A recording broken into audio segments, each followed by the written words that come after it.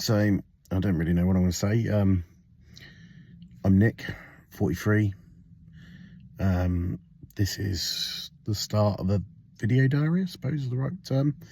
I'm currently in Colchester, about to go into my first treatment session for post-traumatic stress.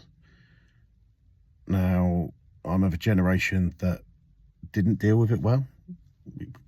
We had that all man up sort of attitude at the start. But we've had a lot of change in mental health therapy. Now, I came to the realisation that I had issues when I took my little boy to Bovington Tank Museum. He was 5 at the time. He's nearly 10 now. And I burst into tears after seeing a memorial for Iraq and Afghanistan where some of my friends had died. But the part of the memorial was a flag any veteran who'd been there could sign. And I looked at it and I saw at least 2 or 3 names of people I know who've died since. Now, unfortunately, some of them took their own life. Some died as a result of the service that they were seeing. And, you know, my 5-year-old little boy came in and helped Daddy go to one side and, you know, helped me through it. My mum was there, my wife was there. Neither of them had seen me cry like that. My little boy certainly never seen me cry like that. And, you know, that was the start. I'd found myself getting teary at remembrance parades.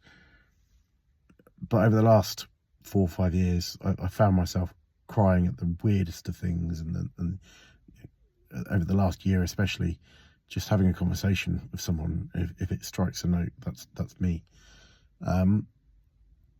Or I'll read a book that I've read a million times before, or read a book that's new and I know what's coming, or I can guess what's coming, and boom, away I go. Now, it's poignant today. It's the 8th of May. It's the 80th anniversary of Victory in Europe. And I've driven sort of 2.5 hours down to my appointment. And I'm listening to Radio 2 because that's all I can pick up in my car. And I'm listening to the stories of the veterans, or I'm listening to, you know, people passing stories of their families. And it's bringing tears to my eyes. So, yeah, I think hopefully today will be the start of getting better. There is no shame in anything I've done. There is no shame in anything that I have wrong with me. And I'm doing this so I can push that message out to people.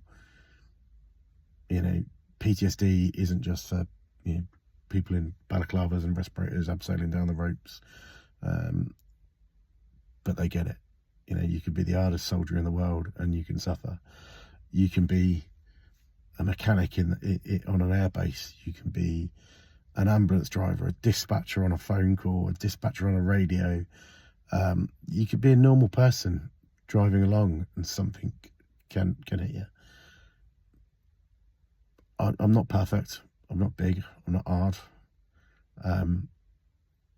But none of us are alone.